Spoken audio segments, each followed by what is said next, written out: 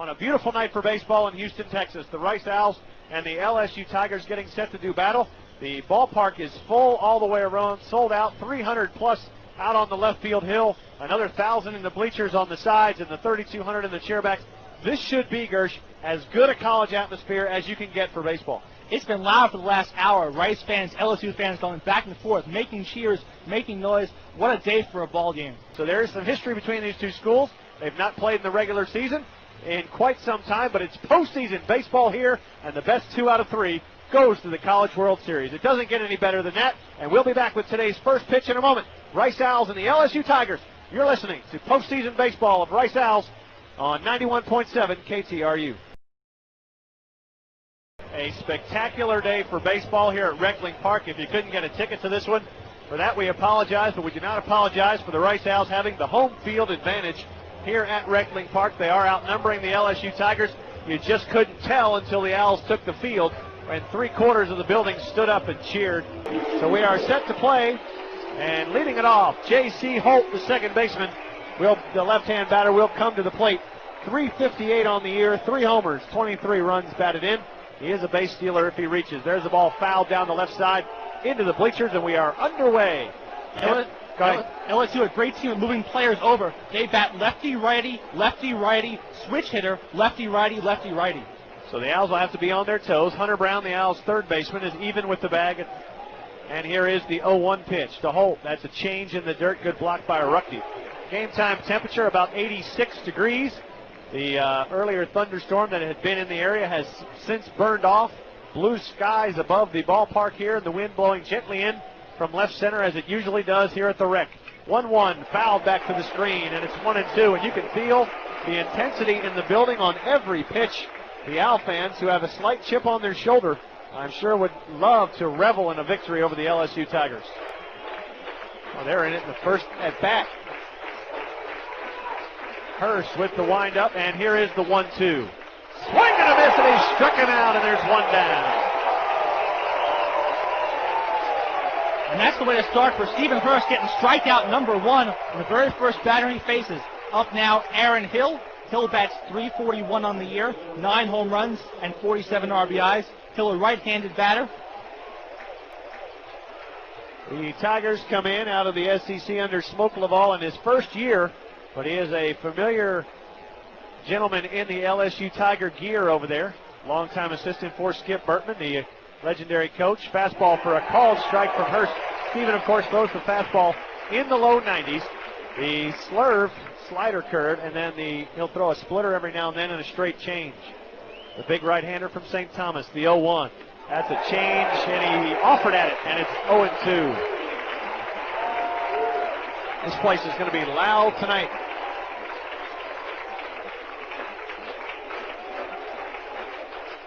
And here is the 0-2 pitch to Aaron Hill. Change just low. This crowd is into it from the get-go here today. This is amazing. This is what we all live for. The Rice Owls and the LSU Tigers facing off at Reckling Park. Now we're set for the 1-2. Herce kicks and delivers. Change. That ball's hit well to left field. Going back, it is drifting. Foul. That ball was way out of here. He had a changeup, but he didn't get it down low enough. Much the same pitch that left the ballpark against the Washington Huskies in a 7-6 win for the men of the Pac-10 on Sunday afternoon last. So now we're set for another 1-2. Herce kicks and delivers. Change up outside, and it's now even at 2. Hill's 9 home runs, is second to Heath on the LSU squad. LSU as a team has 65 home runs, the Owls 69, so a 4 home run advantage for the Owls. Defense plays him straight away and deep along the infield. 2-2 pitch. High, and the count goes full. Stephen was drafted this week in the 9th round by the Texas Rangers, so maybe Stephen will stay at Rice next year. Maybe he'll stay in Texas in another fashion. So now a payoff pitch is due the right-hander Hill. Slightly open stance on the right side. Pitch on the way. Pops right side, drifting towards the first base dugout. Sinisi looks like he's going to have room and makes the catch on the turf, and there's 2 down.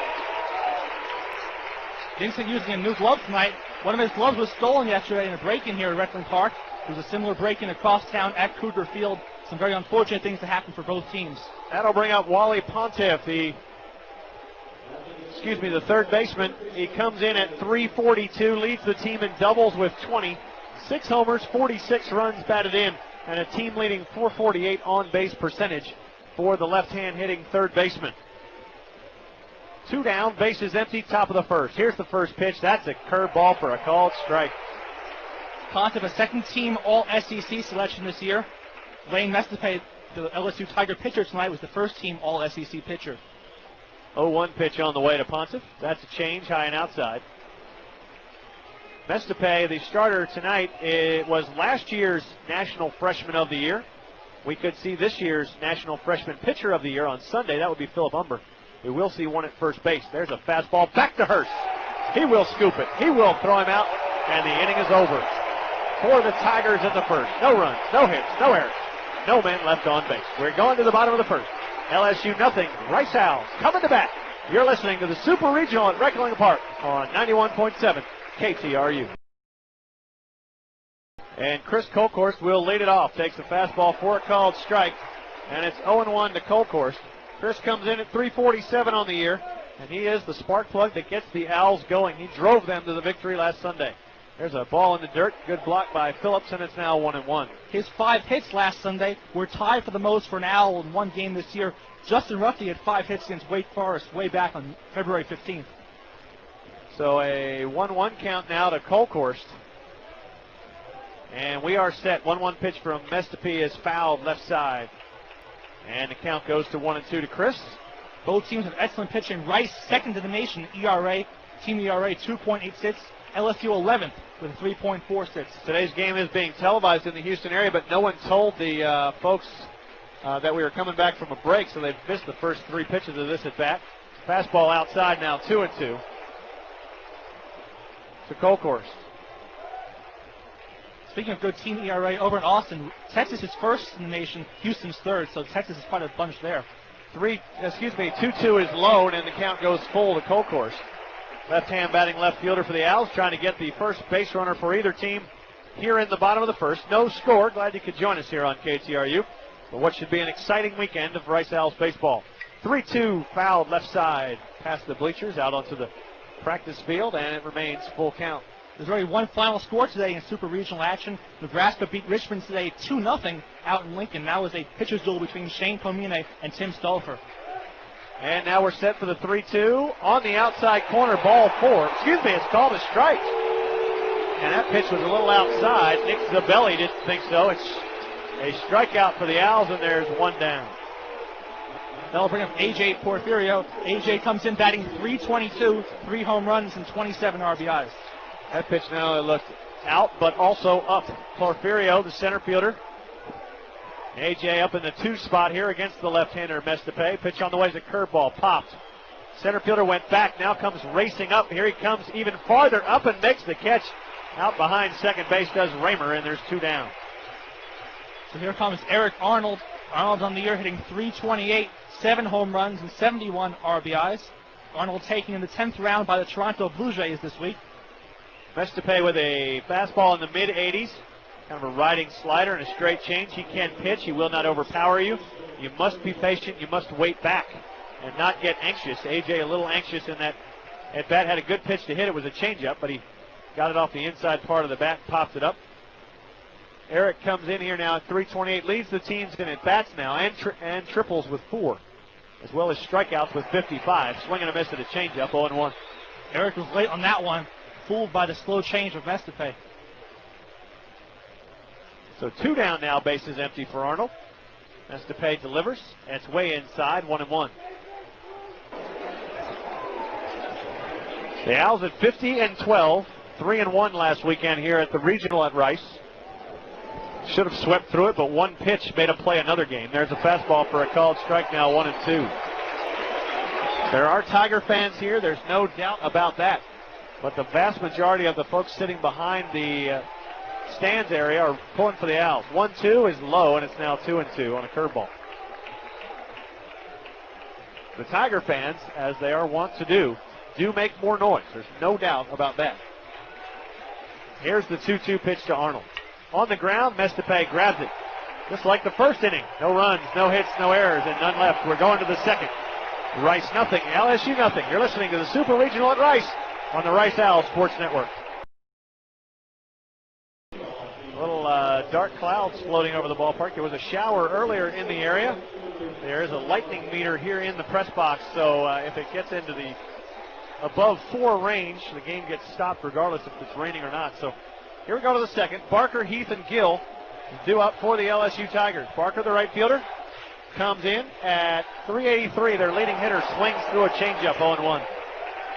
Barker hits 117 points higher against left-handed pitching, so not in his favor against Herce right here. And the 0-1 pitch on the way to Barker. Curveball, swing and a miss, 0-2. I think it's probably fair to say that the LSU Tigers, or the Rice Owls, probably had more tape on the LSU Tigers than the Tigers had on the Owls with all the games they had televised. So we'll see how the scouting reports work out. 0-2, swing and a miss, and a change. Goes down on 3 pitches. Their best hitter strikes out, and there's 1 down in the second. Now I'll bring up Matt Heath. Heath on the year hitting 298, 10 home runs, which leads the LSU team, and 48 RBIs. How about this atmosphere? You can just cut this with a knife. Every pitch, people are sitting on every single pitch. Going to be emotionally exhausted by the time this thing is over. Heath, the left fielder, batting on the left side. Owls play him straight away in the outfield, fairly deep. Here's the first pitch. Fastball, strike 1. Justin Ruckey, who calls a spectacular game behind home plate. That little customary towel hanging out behind his right pocket. Calls the sign, and here is the 0-1. That's a change on the ground. Arnold to his left. In short right field grass, throws him out. And there's 2 down. So Stephen working quickly here in the second. Up now, Blake Gill. Gill on the year hitting 291, 1 home run and 26 RBIs.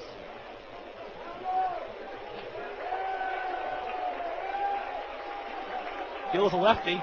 Heath is the switch hitter before him. He's in between 2 lefties and 2 righties on each side of Heath. That's because he's batting 115 against lefties. Matter of fact, probably will not play if he does. He's only got 26 at-bats against lefties, so 324 against righties. So we probably won't see Gill in tomorrow's game against Justin Crowder. Here's the first pitch to the first baseman. Fastball low and outside, 1-0. Tomorrow's game again is also sold out. Do not come to the ballpark if you don't have tickets. They were going for 400 outside today. Here's the 1-0 pitch. That's balls to the left side, a base hit. Line drive over Janish's head, and the first hit and first base runner of the game. And that is the first batter that Herce did not start with a strike, and it ended up costing him. It's a single for Gill. Herce left that fastball off, and Gill just took it to left field. So now 1st and 2 out here for John Zering on the year. 2 home runs and 8 RBIs. Zering hitting 264. Zering, the big right-hander. He just started playing every day for LSU against right-handed pitching. Batting 364 against righties, just 22 at-bats, but 8 for those 22. Check the runner, and a fastball for strike 1.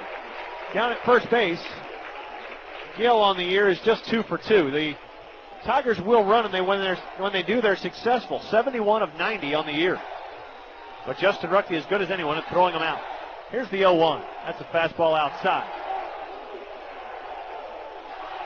Other games tonight of note, we'll pass along the scores, but Houston and Texas just getting underway in Austin. There's the Sweet 16, the round you play, and you want to play at home as much as you possibly can. Throw over, chases Gill back. In early action, South Carolina 4, Miami nothing. That's in the top of the second in Columbia. Also, Arkansas 4, Clemson nothing. Top of the first out in Clemson. So now 1-1 to Zering. Check the runner, deliver. Change. Pop, right side out of play. And Herce is ahead, 1-2. That was a high pop, which just now came down and hit the roof. So that the sun's trying to peek back out. Once again, it's been in and out for the last hour and a half or so. And it is hot. Don't kid yourself. It is steamy out there in the stands. Now a 1-2 pitch. Up, throws over to first base one more time. It hit 94 today around the middle part of town. Tomorrow in the mid-90s, possibly 96 the high. David Raymer waits on deck. Here's the 1-2. Change on the ground to Janish. He will flip to Arnold, and the second inning is over. for the Tigers. No runs, they get a hit, no errors, and one man left on base. We're going to the bottom of the second. Rice nothing, LSU Tigers nothing. You're listening to the Super Regional at Reckling Park on 91.7 KTRU. Vincent Sinisi, National Freshman Player of the Year and Co-Player of the Year along with Philip Umber. And offensively, really leads the Owls in every category. .438, the batting average, leads in at-bats, runs scored, hits, doubles, RBIs, total bases, slugging percentage, on-base percentage, and hey, even leads the team in stolen bases. Left-hand batter out of the Woodlands. And we are set to go. Mestepey delivers the first pitch of the curveball for strike one. Vinny is ninth in the nation in batting average with a .438 average. He moves up every week, it seems like. Now it's an 0-1 pitch to Vinny. Low and outside. And it's 1-1. They appeal down to third base. Palms down by Dave Buck down there. And it's count even up at 1-1. The LSU Tigers are a team you must go through if you want to get to the College World Series. And the Owls have them right here in their own park. Fastball on the corner. 1-2 to Sinisi. Well, so far, both pitchers hitting their spots. Mestepey painting the outside corner against left-handeds. And they do stay away from Sinisi. That is the scouting report. And he can still pull it. Here's the 1-2. Inside. They try to bust him on the hands to get him leaning out. And it's 2-2. Early score update in Austin. It's tied at 0 in the top of the second. Wind gently blowing in from left field. There's the 2-2. Foul back to the screen, and the good hitter gets another chance. Other scores. Georgia Tech 11. FAU 0. Bottom of the fifth in Atlanta. So blowout there. Also 10-1 South Carolina over Miami in the top of the fourth. So critical to win the first game. Here's the 2-2. Inside and high, and the count goes full to the Owl first baseman. Mestepey has just 17 walks on the year, 135 and 1/3 innings pitched. That's quite a ratio there. What's amazing is lefties are actually batting better. There's a ball ripped at the second baseman. He knocks it down, picks it up, and throws him out. Good play by J.C. Holt on a hard hit ball by Sinisi, and there's one down. That'll bring up Hunter Brown. Hunter on the year hitting .294, 7 home runs and 34 RBIs. Yeah, it's amazing. Mestepey actually righties hitting worse than lefties against him. Lefties are batting .279, righties at .255. That's no great shakes either way, but interesting that they would hit it better. And here is Hunter Brown. Hunter comes in, as you mentioned, at a .294 clip, and that's up about 30 points. There's a change for strike one. Hunter was drafted in the 22nd round this week by the Seattle Mariners. Hunter batting just .228 against lefties, .321 against righties. Mestepey delivers the 0-1. That's a fastball in the corner, 0-2. Wow, home plate umpire Nick Zabelli giving the outside corner to both guys. He apparently doesn't realize he's here all weekend. He doesn't need to catch a plane to another regional. He's been assigned here for the weekend. No need to be in a hurry. Here's the 0-2 now to Brown. Outside just a little bit too far as Phillips set up in the left-hand batter's box and didn't get the call. Owls in the third base dugout tonight. That's where the home team will be all weekend long. Here's the 1-2. Curveball in the dirt. They appeal it. No swing. And the count evens up at 2 to Hunter, who leads the team for the Owls in being hit by pitches. He has been hit a robust 11 times. Now the 2-2. Fouled back to the screen. Hunter's also drawn 9 catcher's interference calls while he's at the plate, so he does anything he can to get on base for the Owls. That ball drifts back over the screen. Okay, who's going to come get it? None of the Tigers offer to hop out, so the Owls bat boy jumps out and scoops it up, and he'll stay in the LSU dugout momentarily. 2-2 the count. No score in our game. We're in the bottom of the second inning. Base is empty. One down for Rice. Mestepey kicks and delivers the 2-2. Foul back to the screen. Ran a fastball in on his hands. Now the bat boy will get that one and run back to the other side. Not quite as busy as a ball boy in tennis. That's all I was thinking. I watched the French Open this morning. Ball boys running back and forth all game. Here's the 2-2 again to Brown. Inside and low, and the count goes full. So one thing the Owls are doing is being choosy, and Mestepey forced to throw some pitches here. He's now thrown 25 in the game. That's what the Owls wanted to do to make him work. He is so effective, so many complete games on the year for Mestepey. 3-2 pitch to Hunter.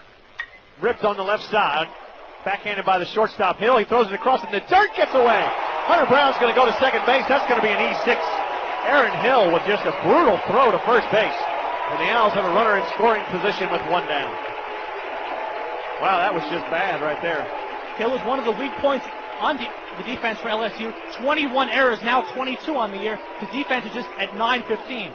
He almost shot-putted that thing over to first base like he was afraid to throw it over there. Or he threw it too easy, and that was a long bounce for Gill at first base, but he came nowhere close to scooping that one. And the Owls have a runner at second base for Enrique Cruz. Those aren't boozy here, those are Cruz. On the year, Cruz hitting .232, 16 home runs, which leads the Owls, and 35 RBIs. This is the kind of guy that Cruz could yard on a good pitch. If he'll stay back and keep his hands back, Mestepey throws the kind of pitches that Enrique likes. Left-hander at the belt. Here's the pitch. Curveball for strike one. That is the way you pitch Cruz. Curveball's in, change-up's away, and if you're going to throw a fastball, throw it over his head. Because if you throw it down the middle of the plate, you can rub up a new baseball. He has 16 home runs of his 44 hits. Now we're set for the 0-1. Brown with a decent lead. Here is the pitch. In the dirt, they appeal down to first, did not swing, and the count evens up 1-1. Hunter Brown at second base, 10 stolen bases on the year, tied with Sneesy for the Owl lead in stolen bases. So he's got good speed. Cruz in the postseason at .429, 3 for 7, one of them's a home run. A 2-run job last weekend. Mestepey at the belt, here's the pitch. That's a big curveball, a mighty hack fouls it back to the screen, 1-2. That was the home run swing right there, just out in front of it.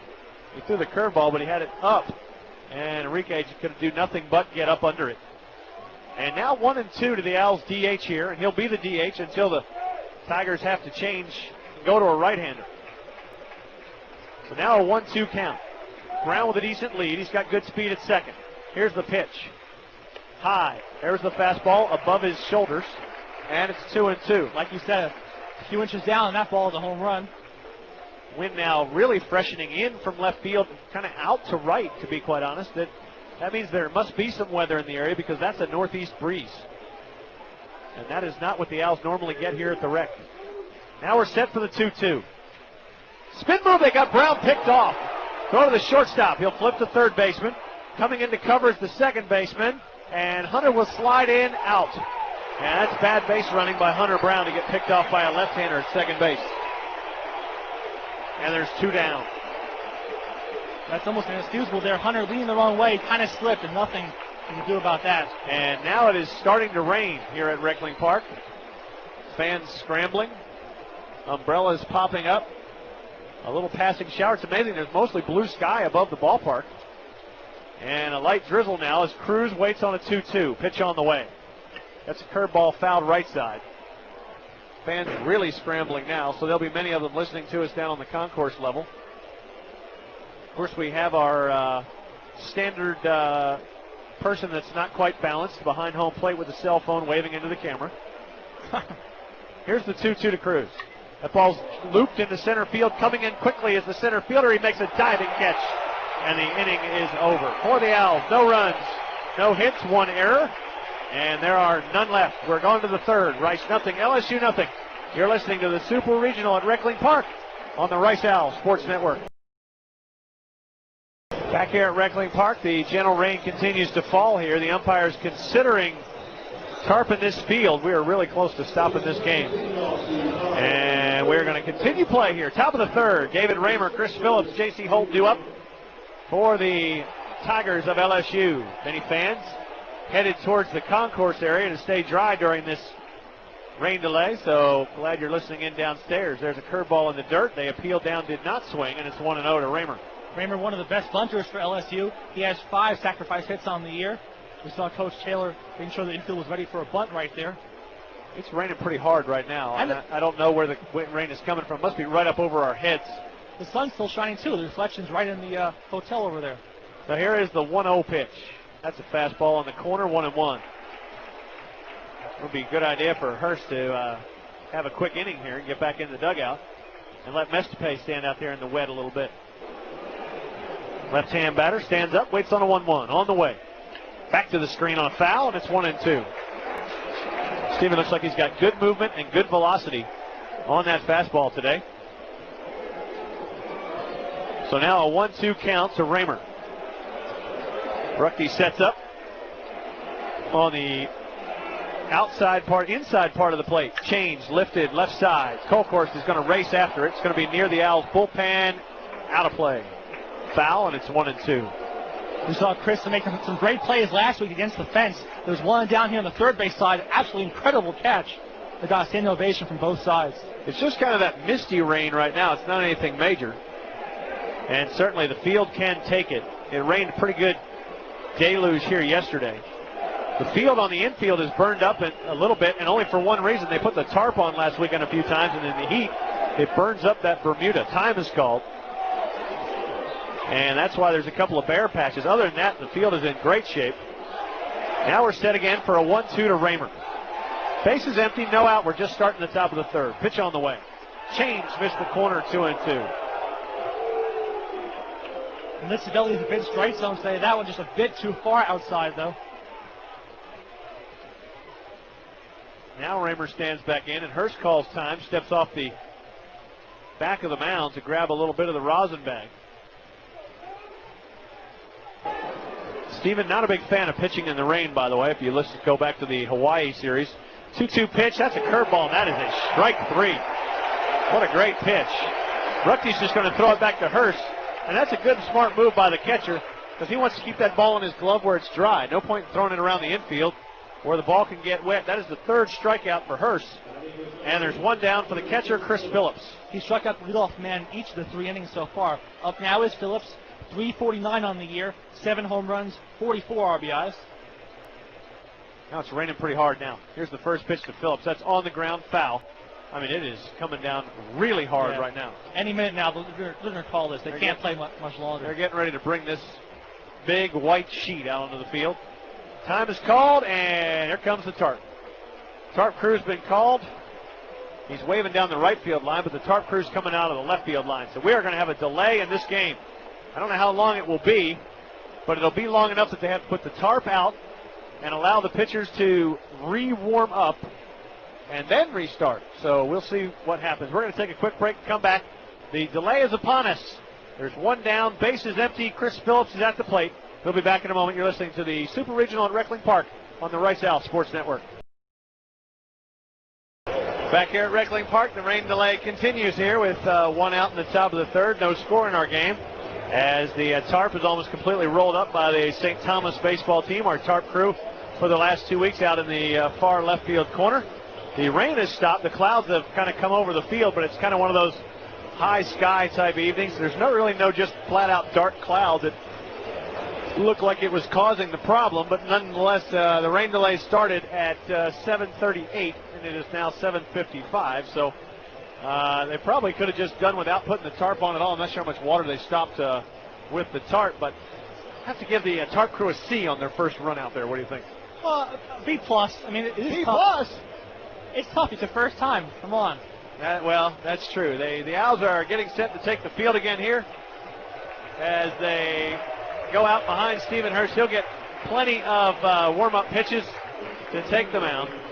And discussing yesterday's events, which we have not discussed yet, or 2 days ago, the Owls and the Houston Cougars were robbed here at Reckling Park and at Cougar Field. The Owls lost a couple of gloves. They lost a laptop computer. They lost the stereo system and a TV and a VCR from inside the locker room.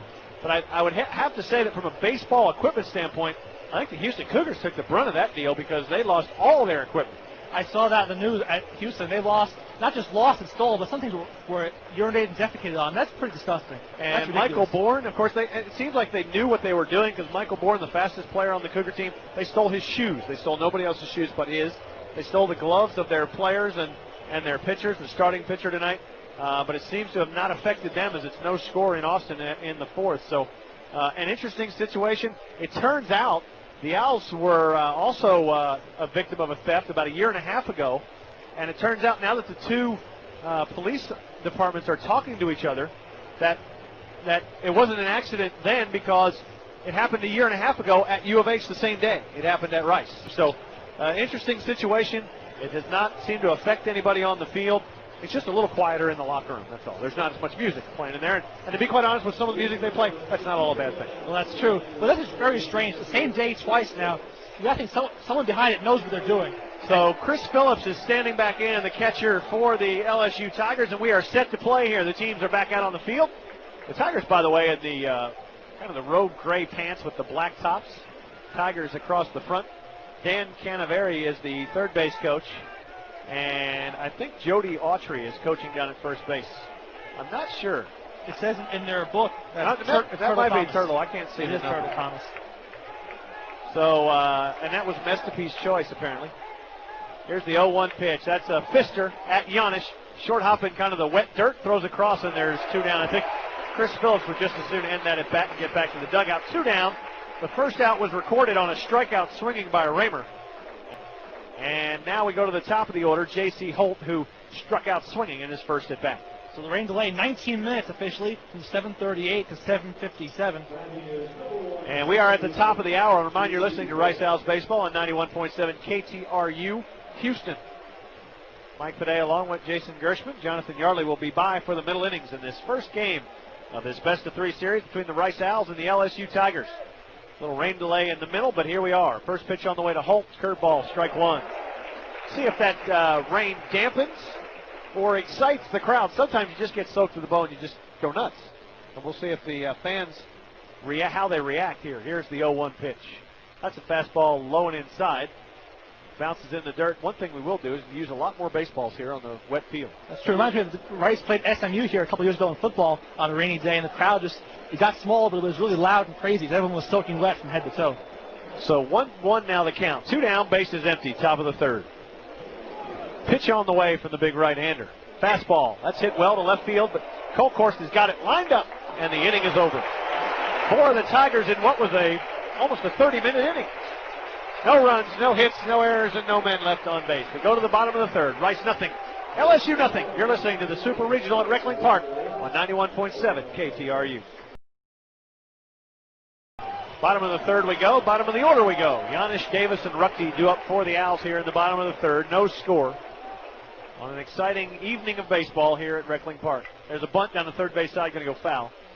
What I will say is this is probably, before the Owls play another game, this is the most exciting ball game in the history of this ballpark, period. Probably the history of baseball being played on this campus. This is the biggest game ever played. I agree. It doesn't get any better than this. 0-1 pitch on the way. Change outs. Oh, my gracious, it's a strike, 0-2. Boy, this guy's in a hurry. Nits the belly. Rained down the landscape. That was way outside. Wow. Our angle must be bad. Nope.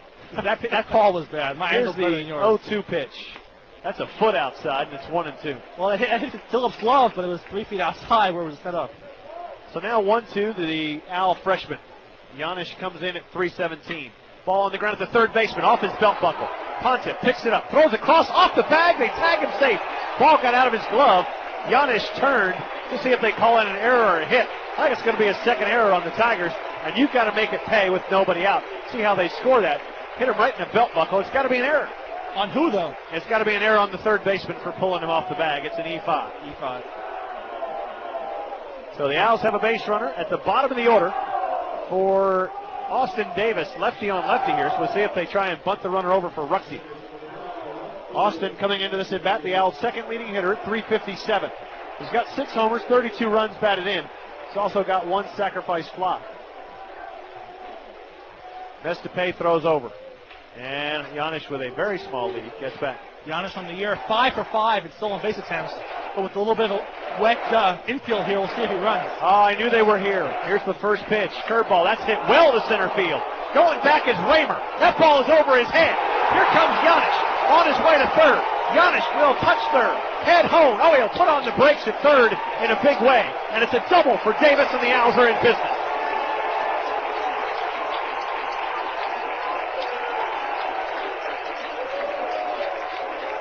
That ball hit the straightaway center, and going back on was Raymer over his head. Giannis got a late start because he was waiting to see if the ball was caught. He held up very late at third base. He was rounding, heading home, and put the brakes on very, very late. But with nobody out, you don't want to make that first out at home plate. So second and third, Austin Davis against lefties was 283, and now against lefties 389 for Ruckty. He's the man you want. He's the man at the plate with second and third and nobody out. So let's got to make the error pay. Mestepey, the pitch on the way to Ruckty. Curveball. Oh, that's hammered. And that one got Coach Graham on the left knee, and he's bouncing around down there, throws his palms out like that's the reason. He usually never moves. That ball was hit foul so hard he never had a chance. He'll wake up tomorrow. He'll feel that one. Oh, wow. Flush in the leg. That was a left knee shot, and Wayne kind of laughing about it. And it's strike one. We said Ruckty hits him harder than anybody, and he took a chunk out of 37's left knee. Here's the 0-1 pitch to the Owl catcher. Way outside, 1-1. Chris Colcourse waits on deck.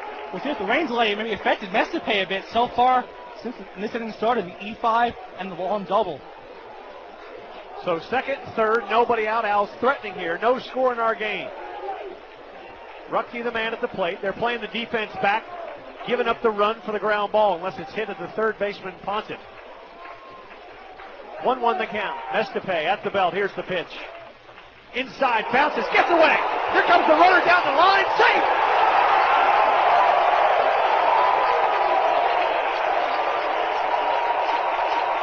A wild pitch scores the run, and the Owls lead it 1-0. Good attempt by Phillips there. He got it in time, but had trouble getting the ball from his hands, the glove to his hand, and didn't even throw the ball home.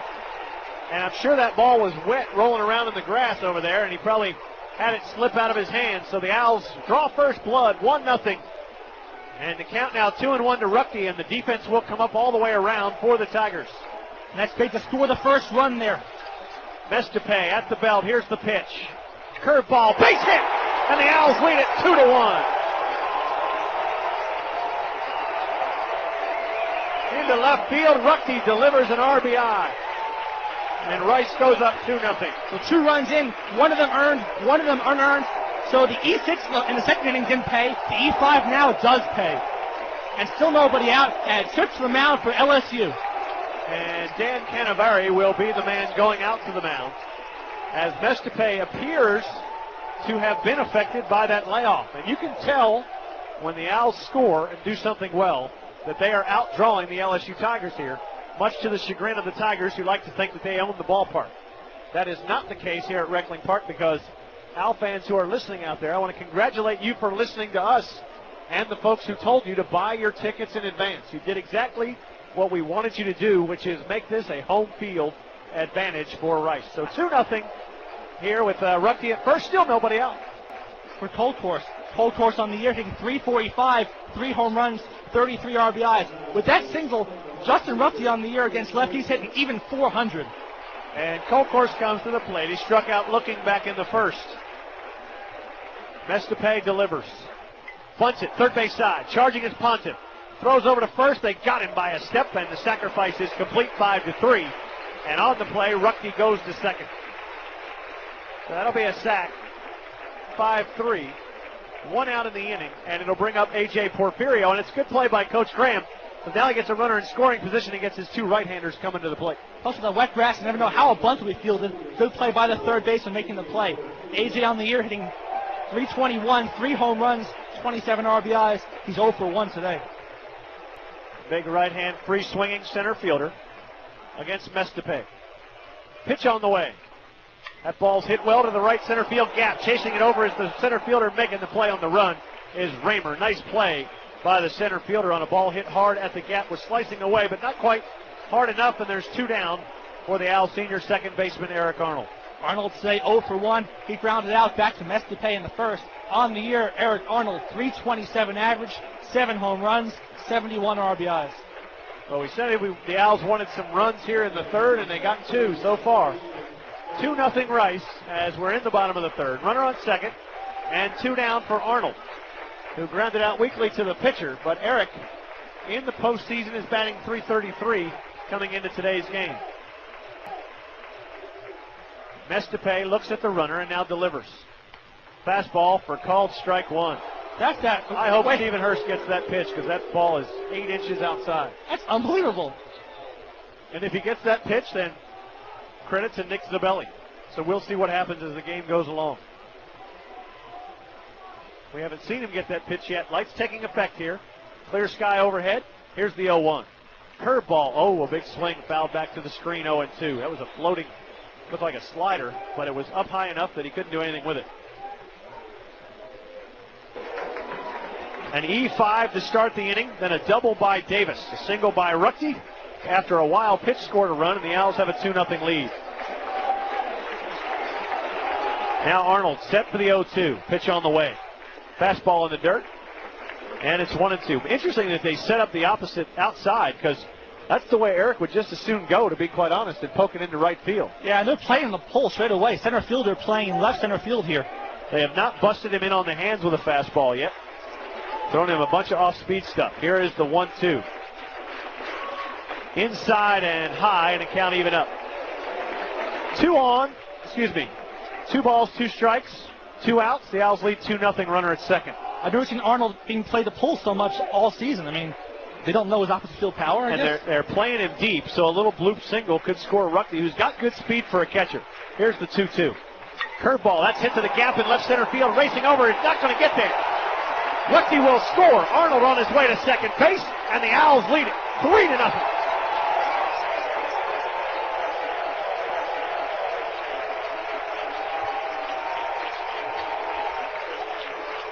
Well, Eric Arnold's one of the best in Rice history, getting the runners home. That's his 214th career RBI. He's third behind just Lance Berkman and Bubba Crosby. That was his 283rd hit of his career. He's now just 2 behind Lance Berkman for the all-time lead in Rice hits. And he is just hit double number 17, RBI number 72, trailing only the man at the plate, Vincent Sinisi. Sinisi today grounded out to the second baseman, back in the second. The Owls have plated 3 here in the third. Here's the pitch. Fastball for a called strike to head. Vincent looking inside, got him on the outside corner. Speaking of doubles, that's Arnold's 63rd double of his career. He's 1 double behind Lance Berkman for the all-time lead. So he's catching Lance in multiple categories here. Runner at second, 2 down for the Owls' best hitter. Catcher sets up inside, pitch on the way. Ball ripped into the right side, base hit. Here comes Arnold. Throw coming to the plate by Barker. It will be up the line, not in time. 4-0 Rice, and Sinisi tags into second base with an RBI single. And I think it's fair to say the Owls have broken this one open. Absolutely. Another great job there by Vincent Sinisi. He's the hit machine. He does his job right there. Up now is Hunter Brown. Hunter today 0 for 1. He reached on E6 in the second. He also was picked off trying to steal a base. 292 on the year, 7 home runs, 34 RBIs. Oh, and errors fester. That's a 10-game hitting streak for Sinisi. And he's in scoring position for Hunter Brown. Here's the pitch. That's a ball, base hit left side. Here comes Sinisi. He will score easily. Hunter Brown on his way to second. And it's a merry-go-round at Reckling Park. And the Owls lead it 5-0.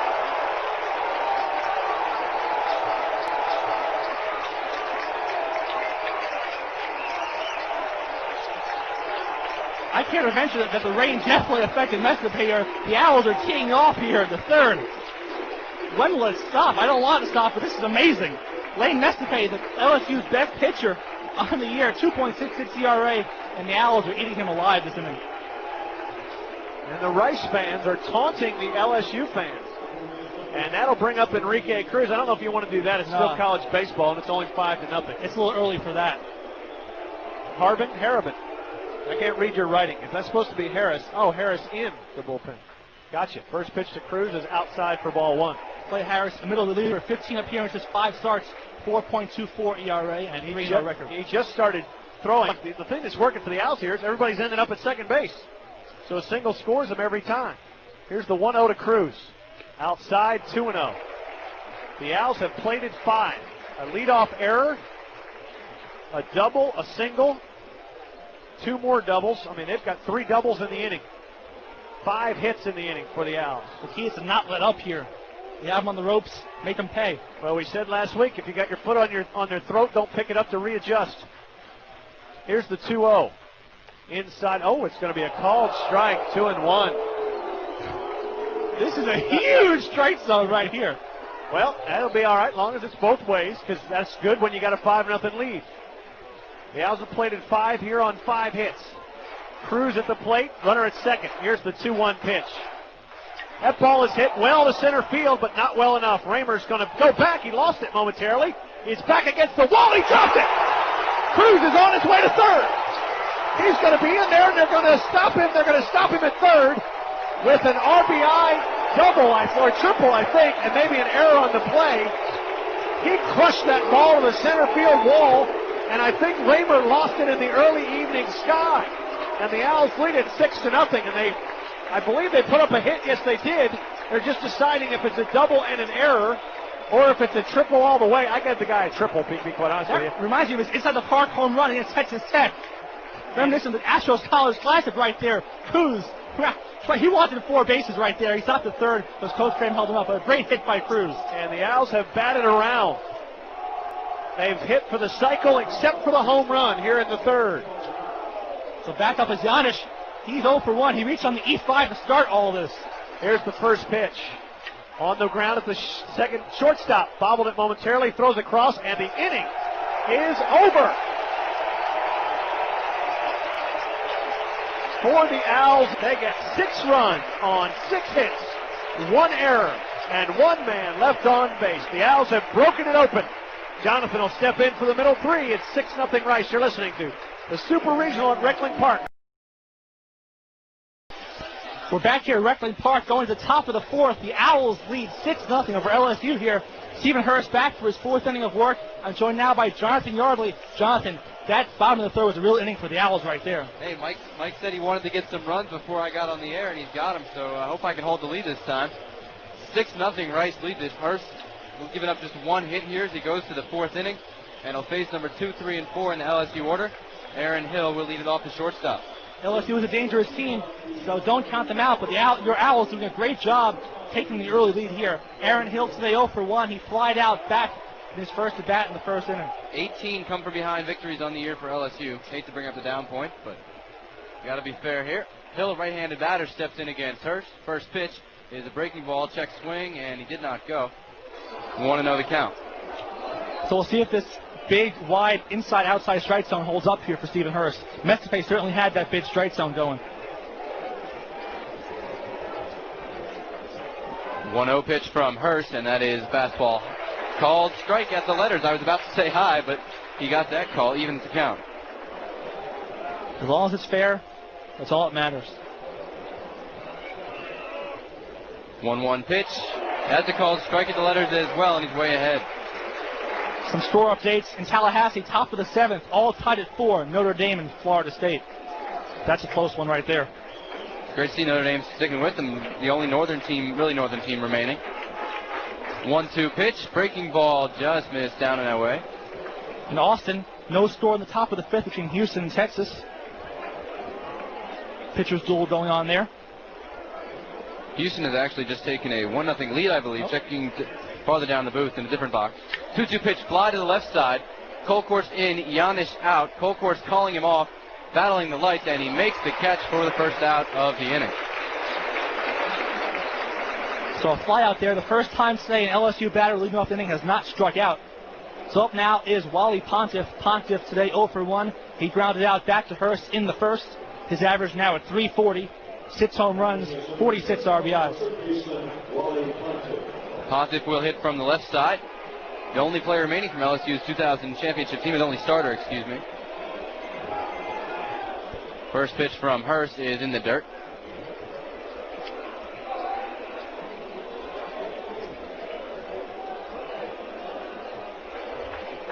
Zero, 1, and 2 for LSU. 6-6 and 0 for Rice here in the 4th. 1-0 from Herce. That's hit to left center field. And now drifting over towards left. Colcourse waiting in front of the warning track. He makes the catch for the second out of the inning. That's 3 straight flyouts to Chris Colcourse. Holt, Hill, and Pontiff here. Up now is Sean Barker. Barker today 0 for 1. He struck out back in the 4th. 1 of 3 strikeouts today for Stephen Herce. Barker's average now at 382. Tigers leading hitter from the right side of the plate comes in with a 5-game hitting streak. 6th round draft choice of the Rockies this year, and that's an improvement of 41 spots over his spot in last year's draft. So he's had quite the year in right field for the Tigers. First pitch there is a fastball called. Strike at the knees, 0-1. We heard that a lot tonight. Strike at the knees. A lot of strikes everywhere. Both pitchers, excellent control. Well, Herce, a ground ball pitcher, but we've seen 3 fly balls in a row to Colcourse. 0-1 pitch, chops foul off his body. Nice barehanded grab by Ruckty.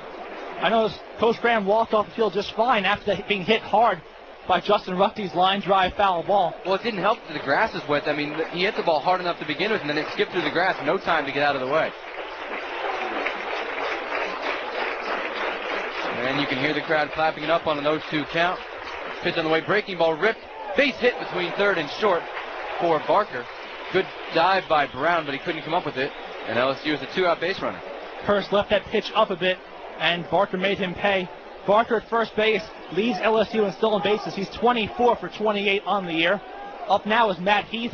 Heath on the year, 296, 10 home runs, which leads LSU in 48 RBIs. Heath, the lone switch hitter in the Tigers lineup today. He'll hit from the left side, of course, against the righty Herce. 6-0 Rice here, top of the 4th inning. In Game 1 of the 2002 NCAA Super Regional. Packed house here at Reckling Park. LSU fans and Rice fans alike, but Rice fans have had a whole lot more to cheer about tonight. And Herce will step off now. LSU will throw 5 lefties against a right-handed pitcher and 7 righties against a lefty, so plenty of bench there LSU goes to, depending on who's pitching for the opposite team. Well, Herce was bothered by lefties at the beginning of the season, but he's really settled down and done a better job lately. First pitch here, fastball in the outside corner for a called strike. We'll see how aggressive LSU is on the base path. They're down 6 runs, so you don't want to make an out trying to steal a base here. Well, interesting to see Barker leading the team in steals out of the cleanup spot in the batting order. A 1 pitch on the outside corner at the knees. Great spot from Herce. A great call by Ruckty, too.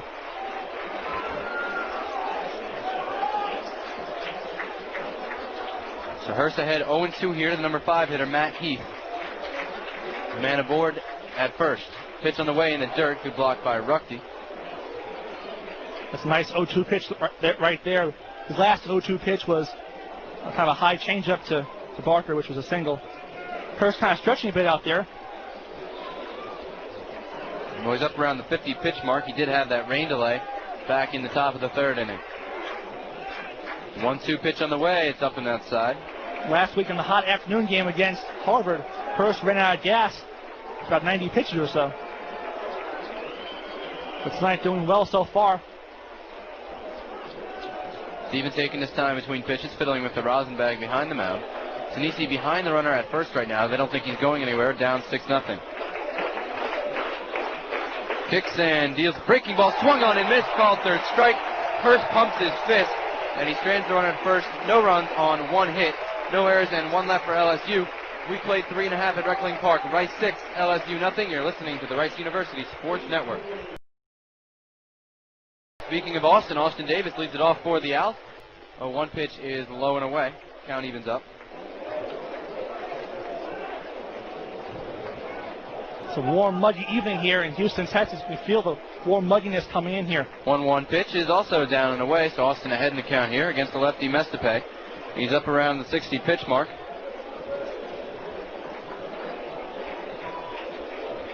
Kicks and deals the 2-1. Right back up the middle. Base hit for Austin. He sat on that breaking ball, put it right up the middle, and Mestepey not in good fielding position to handle that one. Well, it was roped hard right at his legs. Austin Davis now 2 for 2 today with a double and a single so far. Up now is Justin Ruckty. Ruckty 1 for 1. He had an RBI single back in the 3rd, which plated Austin Davis. Well, now here's an interesting situation. Justin Ruckty has absolutely mashed left-handers all year. He's over 390 against them. 400 exactly. All right, there you go. He had a base hit against the lefty in the 3rd, but you have another run there. Would you bunt here? This is tough. It's a tough call. I mean, this is why you pay the big bucks out there to coach. It's a 6-0 lead. It might be worth the gamble to let Justin hit away. He's been hitting well. As we all know, Justin Ruckty can hit the ball hard, and I think Coach Graham knows that too after the 3rd inning. Ball lined off Coach Graham's leg, but he's fine down at 3rd base. First pitch, he is going to bunt. He takes the ball high.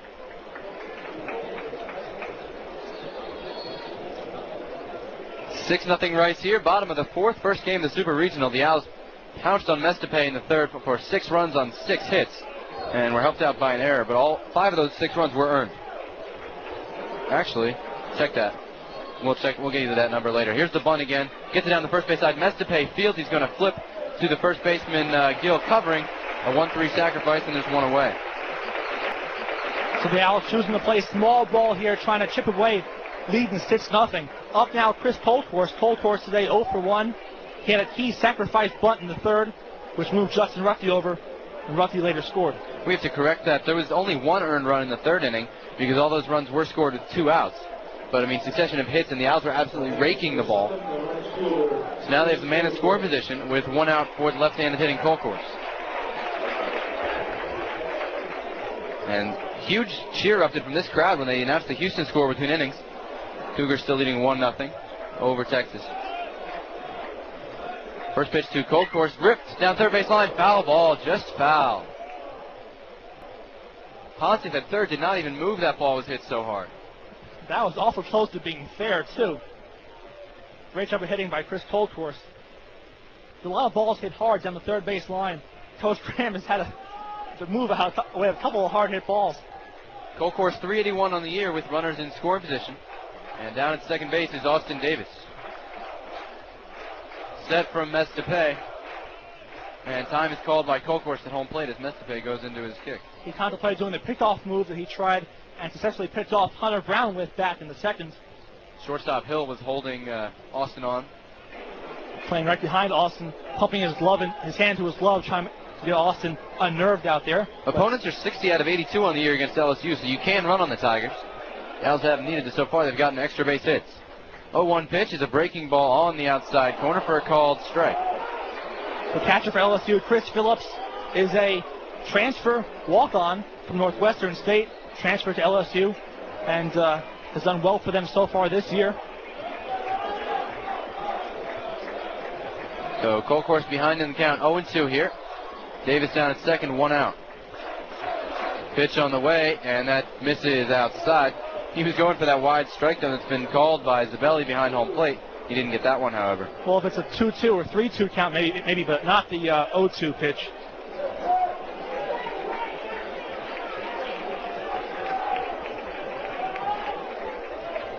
Mestepey with the high set on the chest, and he delivers the 1-2. Swung on and missed on the outside corner. Late swing from Colthorst, and a great pitch by Mestepey. So that'll bring up A.J. Porfirio. A.J. today 1 for 2. He had an RBI double in the third. He also scored a run in Rice's 6th run in the third inning. Sorry, he's 0 for 2. Gersh reading Eric Arnold's line on that one. I'm a bit excited here, as you can tell. It's all right, Gersh. A.J.'s flied up to center field twice. And they do pick off the try to second, but diving back in is Davis, and they didn't catch the ball anyway. Mestepey has a pretty good move there at second base. A fast spin, a hard throw. Favors the whirl play rather than the kick and spin. 0-2 and 2 LSU, 6-7 and 0 for Rice here. Bottom of the fourth. 2 down, and Davis at second for Porfirio. First pitch to A.J. is up and away.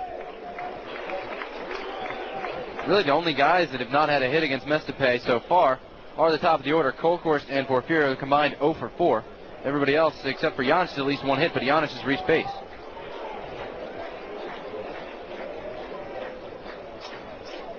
So the 1-0 pitch to A.J., and that's a fastball in the inside corner. A.J. thought it was under the hands, but he was up on the plate.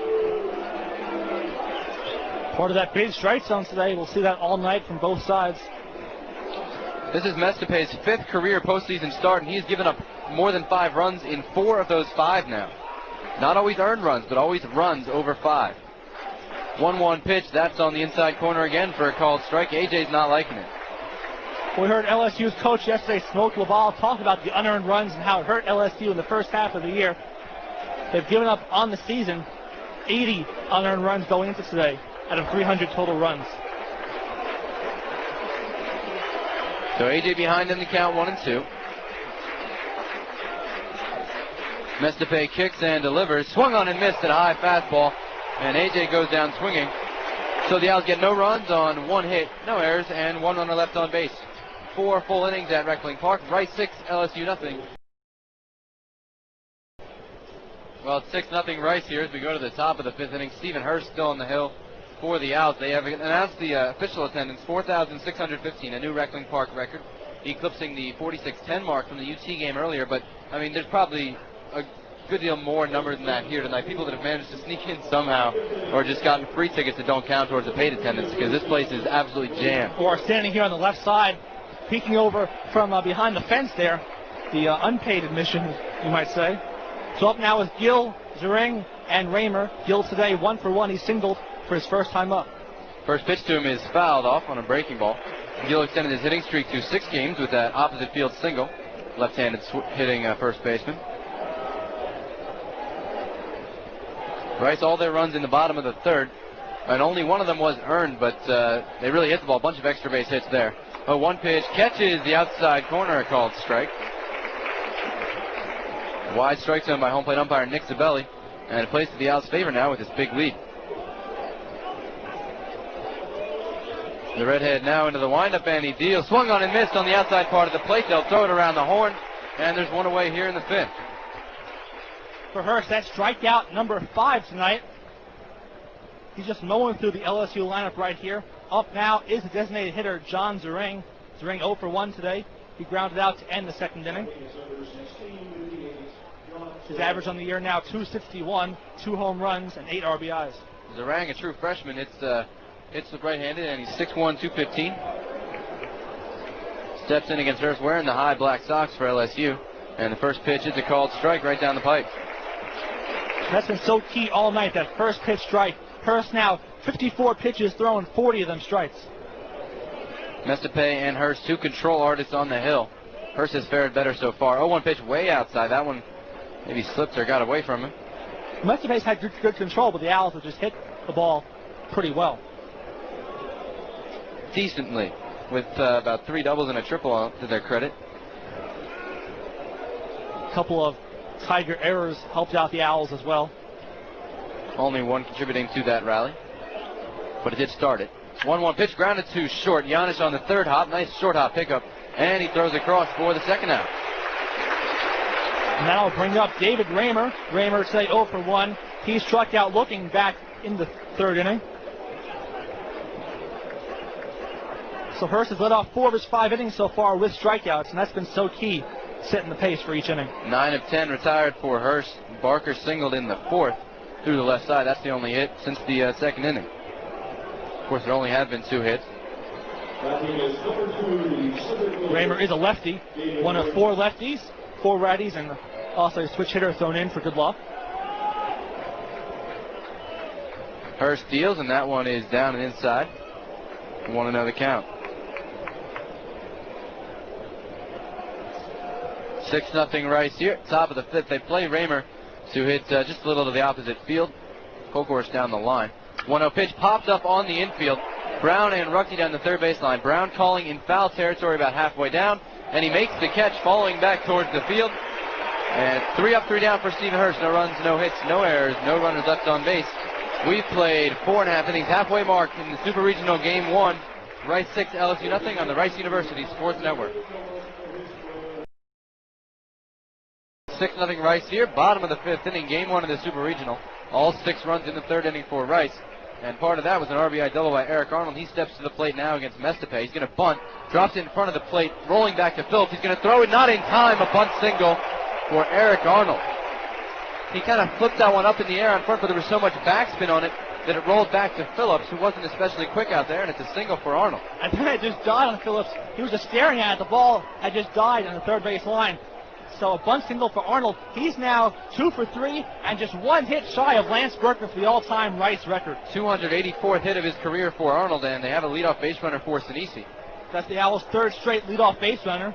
Giannis led off an E5 in the 3rd, Davis a single in the 4th, and now Arnold single in the 5th. Vinny now today 1 for 2.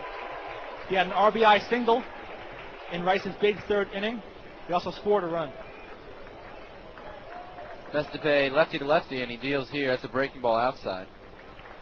Sinisi finding the spot. Second seeing eye base hit he's had in the last 2 games, put one between 1st and 2nd. And the Owls will take it. His average still at .438. Just unbelievable from Sinisi. He is, of course, a double play candidate against the left-hander here.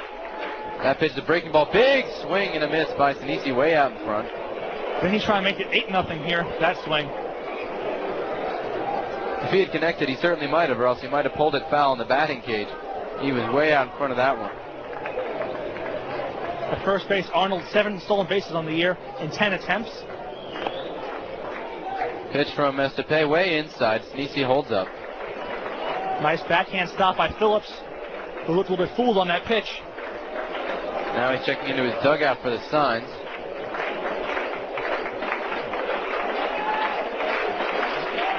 Two balls and 1 strike to Sinisi here. Mestepey sets and delivers.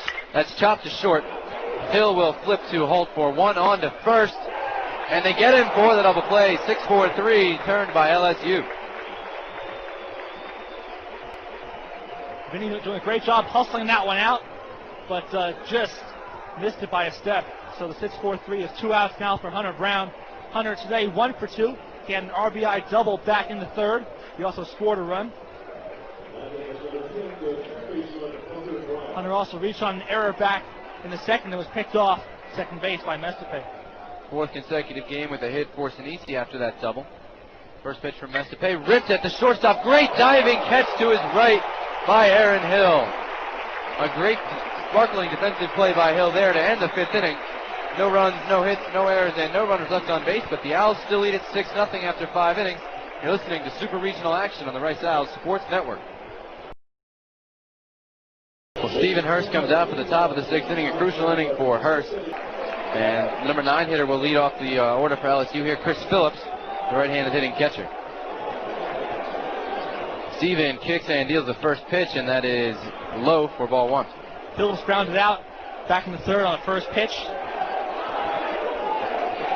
LSU fans trying to make some noise here. The team trailing 6-0 to Rice. 1-0 pitch is fouled at the plate. Big swing by Phillips. He was at the plate for that rain delay in the third. Count was 0-1 when the rain delay, and he hit the first pitch after that 19-minute rain delay that we did have in the second inning. 4 ground out. Hasn't seemed to bother Herce. He's been cruising along ever since. Knock on wood, of course. Sounds like Tiger fans trying to will their team back into the game. 1-1 pitch, fisted into right center field. That's going to drop for a base hit to the right of Arnold, or to our left of Arnold. But absolutely no chance for him as it just lopped it out there in shallow center. That's the first leadoff man on all day for LSU. Phillips at first base has catcher speed, 0 for 1 on the year in stolen base attempts. Top of the order up now is J.C. Holt. Holt today 0 for 2. He struck out back in the first and flied out back in the third. Well, he has hit the 5 double plays, and I'm going to use my card right here. You stole it from me. I was just going to do that. Well, maybe let you use yours. This is your last inning. Okay, that's only fair.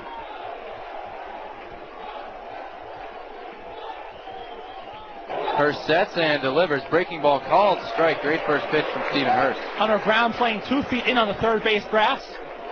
Holt has no sacrifice hits on the year.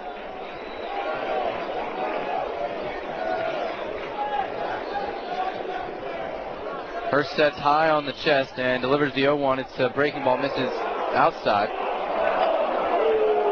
Stephen doesn't set right close to his body. He keeps his hands well away from his body, end up just below his neck when he sets. Sinisi playing behind the catcher Phillips at first. 1-1 pitch, just misses the outside corner. So he didn't get the wide strike there. Now he's behind in the count to Holt.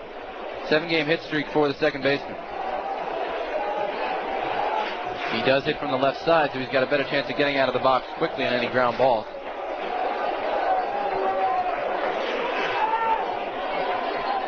The 2-1 pitch, breaking ball, and he misses the outside corner again. Falls behind 3-1 now. The strike zone may have just shrunk right there from Nick Savelli. These pitches are close, maybe a bit up, but that's about it. So Herce will set high for the 3-1. He kicks, delivers, swung on and missed on the inside part of the plate. That's a huge pitch from the veteran, 3-year letter winner, junior Stephen Herce.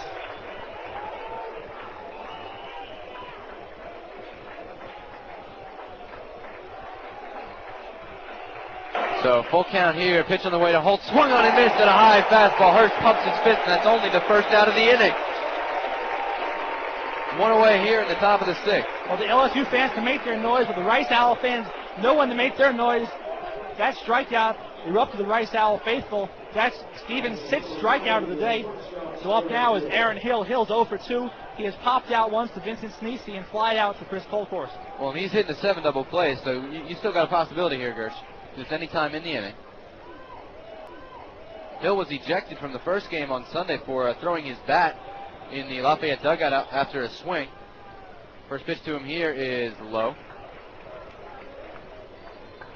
There was some bad blood between LSU and Lafayette as they met 3 times in 2 days to decide the regional championship, and LSU won the last two 12-2 on Sunday, 12-2 in each game to win that regional championship, but they trail Rice 6-0 here in the 6th. 1-0 pitch is low in the dirt. Good stop by Ruckty.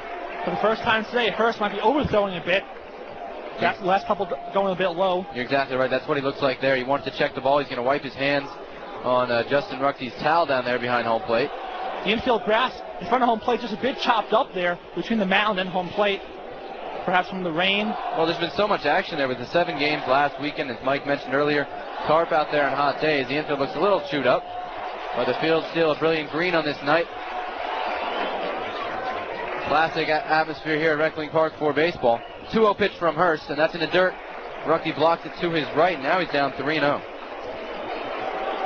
We'll see if Hill has the green light. He has a 6-game hitting streak. Shortstop's average at .338.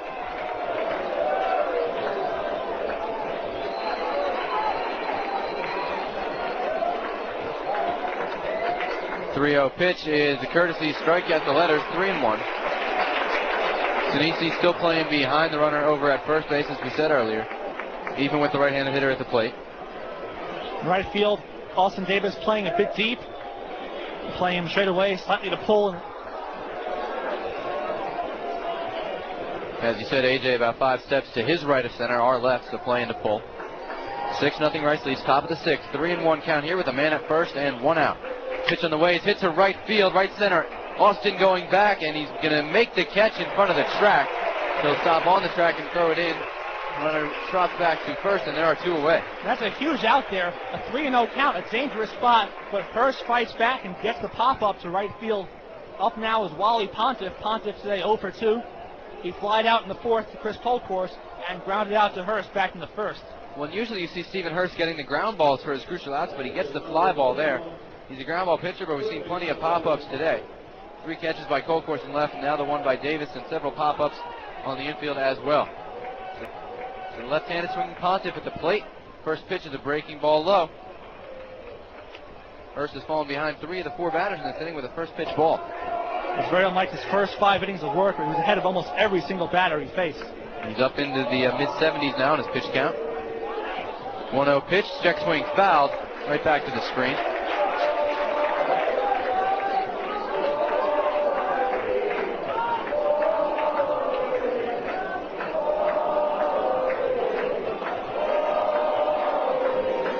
First checking his spikes, and now the rosin bag at the back of the mound. And he is the team captain this year. First team All-SEC last year, second team All-SEC this year. Also Verizon All-District Academic first team. That pitch in the dirt, great block by Ruckty to his right, and the count is 2-1. Again, Herce, maybe a bit overthrowing right there. Herce was also Verizon District 6, also academic first team. So. Herce, a great student, a political science major, just a couple of classes short of his Rice degree. 2-1 pitch on the way, chopped towards second base. Eric charges, takes it on a high hop, little flip to Sinisi for the out, and Herce works out of a leadoff base runner. No runs on 1 hit, no errors, and 1 runner left on base. They come to their feet here after 5.5 innings. Rice 6, LSU nothing.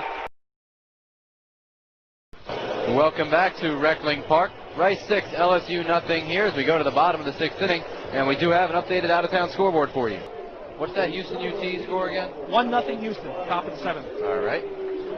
Houston used a couple of different pitchers in that one. They still have a tight 1-0 lead. You expect that to be a pitching battle. Enrique Cruz leads it off against Mestepey in the 6th, and he rips one down to third base, fielded by Pontiff. He'll throw across and make the first out of the inning on a 5-3 putout. As I spoke before, they changed the score in Tallahassee. It's now Notre Dame 10, Florida State 4. That game was in the top of the 8th. Wow. Notre Dame representing from the north. Not the northeast where I'm from, but still the north. We can associate a little bit. Paul Giannis will be the batter. The Owls shortstop comes to plate with 1 down. First pitch on the way to Giannis is a breaking ball, and that was somehow called a strike on the inside corner. That's ridiculous. That was a foot inside. Phillips moved his glove a foot. Still got the strike call. Mestepey into the windup, delivers the 0-1, and that's inside. He has thrown 80 pitches on the night, or approximately. And while Cruz grounded out, hit the ball very hard. So now Cruz, 2 hit hard hit balls, saying it's good to see that from Enrique Cruz, who has struggled a bit recently. 1-1 pitch, that's a breaking ball low. Giannis on the day 0 for 2, reached on an error in the third to start that rally, and he later scored, and then he made the last out of the same inning on a ground out. His first at bat not in the third inning. 2-1 pitch grounded to short. Hill takes it on a low hop, throw over to first sidearm, and he get him for the second out of the inning. So 2 outs now for Austin Davis. Austin today 2 for 2. He doubled and scored back in the third and singled in the fourth. And he's hit the ball right up the middle against the left-hander both times. His first hit, an absolute rip to dead center field that short hops the dead center field fence right below the batting eye out there. And then he singled back up the middle on a chopper. First pitch lefty to lefty. He fouls this one down the left side out of play. Austin's average now at .364, second on the team to Sinisi. 0-1 pitch, that's a fastball or a called strike on the outside corner. 6-0 Rice here, bottom of the 6th inning. I'd like to remind you that you are listening to KTRU 91.7 FM in Houston. We approach the top of the hour here at Reckling Park. 0-2 pitch to Davis, that's high. Good job laying off the off-speed pitch from Mestepey. Justin Ruffy, the lefty killer, waits on deck. 1-2 delivery is ripped into left center field, going over his Heath, and he makes the catch. That ball stayed up on the line for Davis. For the Owls in the 6th, no runs, no hits, no errors, and no runners left on base. 6 full innings heading to the home stretch. Rice 6, LSU nothing. Mike Pede will be back in just a second on Rice University Sports Network. Back here at Reckling Park, we are set to go to the top of the 7th inning.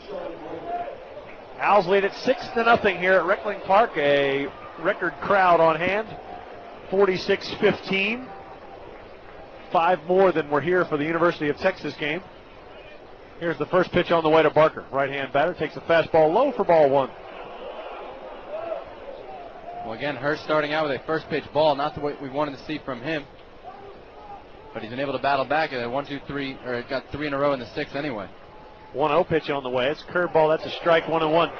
Yeah, he's only allowed 1 leadoff man to reach. That was in the 6th. And he's got 6 strikeouts. He's got good defense behind him.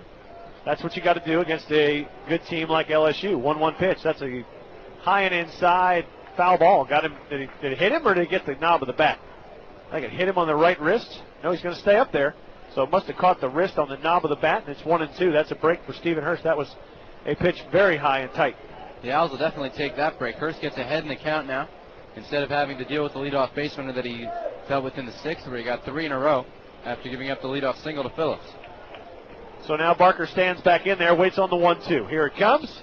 Change, swing and a miss, struck him out. Strikeout number 7 for Herce, and he continues a streak of having struck out at least 1 batter in every inning so far here this evening. Well, Herce and Ruckey working perfectly together behind the plate and on the mound. Ruckey making those calls for the breaking pitches and Herce throwing him in and getting the LSU hitters out time after time. So Matt Heath, the switch-hitting left fielder, now comes to the plate. 0 for 2, grounded out in the 2nd, struck out in the 4th. We're always looking for key stats up here. That is the 5th strikeout to start off an inning for Stephen Herce.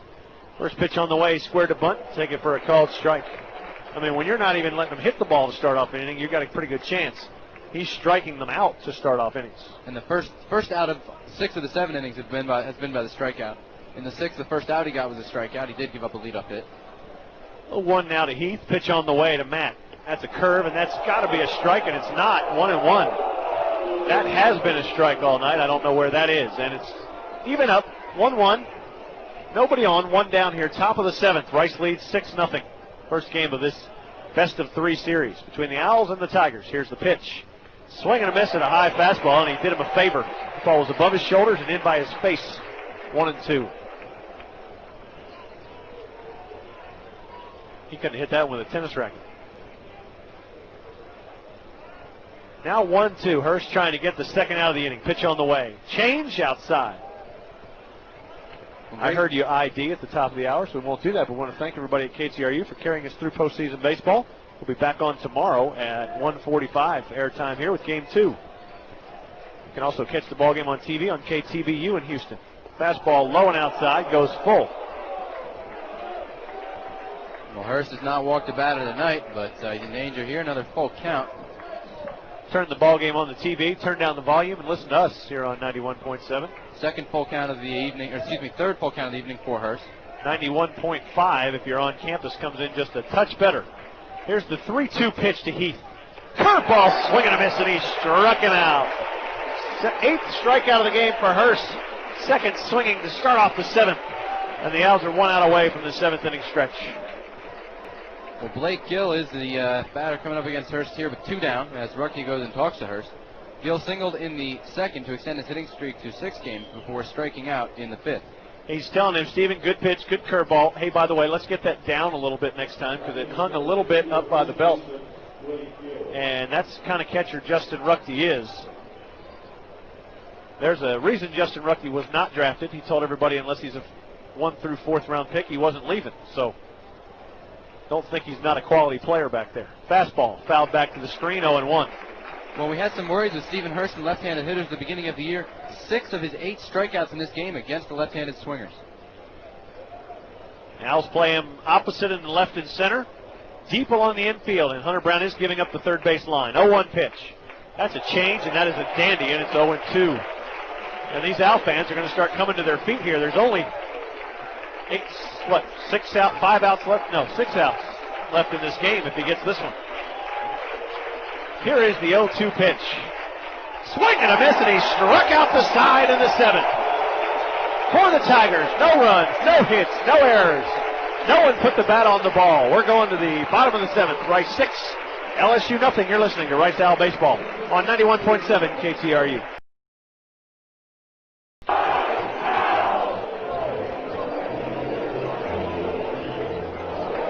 Back here at Reckling Park, the 7th inning stretch wrapping up here as the 46-15 stretch it out. Owls lead it 6-0 as we go to the bottom of the 7th. First pitch from Mestepey as a fastball in the outside corner for called strike 1. 6-0 Rice. We're in the bottom of the 7th. Pitch on the way. That's a fastball way outside. Evens it up. You got scores over there? I do. We'll give you Notre Dame at Florida State. On the road, the Fighting Irish. I like that one. 10-4 lead in the 9th inning. 1-1 on the ground at the shortstop. Ugly hop, but he comes up with it, throws across, and makes the play. And there's 1 down, and Mestepey has retired now, 8 in a row? No, 6 in a row. That's a pretty significant streak. Well, and he's faced the minimum since after the leadoff man reached in the 4th. He did give up 1 hit, but got the double play ball.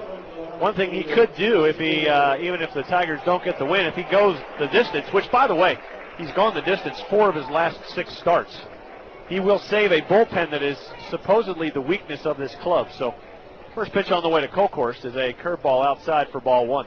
Well, Scotty Ellis, our advanced scout from Louisiana, has said that Mestepey will go, 150 pitches. He doesn't care. He wants to stay out there the whole time. Colkhorst 0 for 2 today. Fastball also outside, now 2-0. It's rare a day that Chris Colkhorst does not figure out a way to get on a sack, and he has not done that yet. Mestepey with the delivery on the inside corner for strike 1, 2-1. In Columbia, number 6 national seed South Carolina desperately trying to hold off Miami. They took a 10-6 lead into the 9th. Miami's closed it to 10-7, still batting in the top of the 9th. It was 8-0 in that game. 2-1 pitch to Colkhorst, not close. And Mestepey, for the first time tonight, appears to be struggling a little. And it's 3-1 to Colkhorst. And you got to be careful here because the Owls' meat of the order is waiting in the on-deck circle, starting with Porfirio.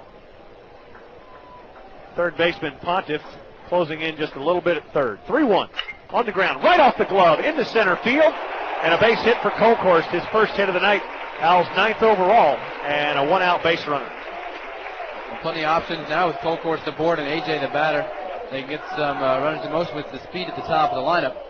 In Atlanta, Georgia Tech taking advantage of some upsets. 14-3 victory over Florida Atlantic. They take game 1 of that Super Regional. and they can try to hold that at Russ Chandler Stadium in Atlanta.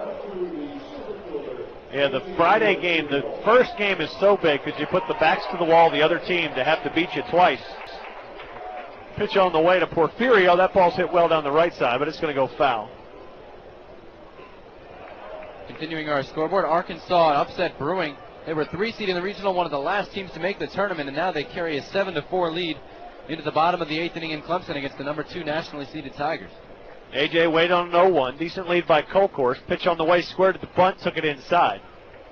That's the thing. You let a team in a tournament, next thing you know, they're in the Sweet 16 trying to get to the Final 8. Miami, Arkansas, and Florida Atlantic all coming out as number 3 seeds, and Richmond as well.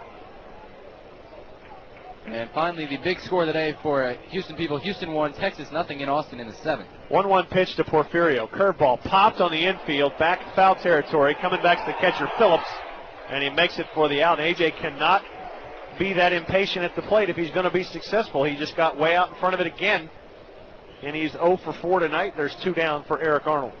Eric 2 for 3. He's 1 hit away from tying Lance Berkman for the all-time Rice record for hits in a career. RBI double in the 3rd, a bunt single in the 5th, and grounded out in the 1st. The one score we've not updated you on is in Palo Alto. USC and Stanford will get underway shortly. Yeah, they probably just started that game. Jeremy Guthrie called to the first pitch, about just as I said that. And he will keep throwing for the next 13 innings. This will be the 96th pitch for Mestepey here. The first one he throws to Arnold. This time he goes over to first base to chase Colcourse back. Not a bad time to try and send the runner. If you get him thrown out, you start the next inning with Eric. Sinisi on deck. Owls lead 6-0. We're in the bottom of the 7th. 2 down. Pitch on the way. On the outside corner for strike 1. Man, oh man, is that pitch outside. But to his credit, it's been there all night, and it's been there both ways all night. The only difference is you don't notice it as much because LSU sends so many lefties to the plate. It's the lefty's fastball tailing away from a right-handed hitter that's getting these calls. Throw over to first, chases Colcourse back. We have not seen the good move yet. We do have a final in Columbia. South Carolina 10, Miami 7. So the Gamecocks only need to win one of the next 2 against Miami to advance. 0-1 pitch now on the way. Hanging curveball, blooped right side, going to drift out of play. You know how you know it's a big dollar ticket? You know how it's a big dollar ticket and the true baseball fans are coming? You look at eBay? There's very few people playing in the kids' play area. All the adults got the tickets today. True enough. When they're going for, there's plenty of kids here, but they are watching the ball game today. When this ticket is this high in demand, you don't come to the ballpark and play behind the bleachers where you don't see the game. And you'll be missing some history. This is a great series of games headed this weekend. 0-2 pitch. That ball's fouled straight back. Florida State taking their last ups in the bottom of the 9th, and Tallahassee now down 10-4. No, that would be big. Now, there's nothing saying that Florida State can't win the last 2 in that. They'll be favored to do just that, but to get the first one would be huge for Notre Dame to at least put the pressure on the home team. And Arkansas 1 inning away. We go to the 9th now, 7-4 over Clemson. 0-2 to Arnold. Curveball high and outside. Mestepey was coming off the mound headed for the dugout. And now stretching something out on his right leg. Much easier to keep you updated on these scores. There's only 8. 8 games, and 1's not going on, and 1 was over before our game started. Said when there's 32 going. That was fun, though. Trying to keep track of all that. Here's the 1-2. That ball's hit well to right center field. Going back towards the track. He's going to have enough room at the track, and making the play is Raymer, and the inning is over. Arnold gave it a ride, couldn't get it out of the ballpark. For the Owls in the 7th. No runs on a hit, no errors, 1 man left on base. We're going to the 8th. It is Rice 6, LSU nothing. You're listening to the Super Regional at Reckling Park. Join the Dollars for Dingers program with your pledge every time the Owls hit a home run this season. Rice baseball benefit on the scoreboard and inside the doors of the program itself. To join Dollars for Dingers, and time's running out, call the Rice Owl Club at 713-348-6957. Pledge of $1 and up will help the Owls take one more step to Omaha in the College World Series. 713-348-6957. That's only $69 so far if you pledge $1 a home run. Swing and a miss by Zarang at a big curveball. John, the DH, comes in 0 for 2 today. 2 groundouts to the shortstop. Let the record show he spells John the correct way. Jon. Exactly. Fastball on the grounded to Hunter Brown. Nice short hop play by Hunter, and he throws him out by a step. Good stretch by 27 over there. That ball got away from Hunter a little bit. And he can run. One down. Zarang busting down the line almost beat that. So David Raymer will be the batter now. 0 for 2, struck out looking in the third, popped up to Brown in the fifth.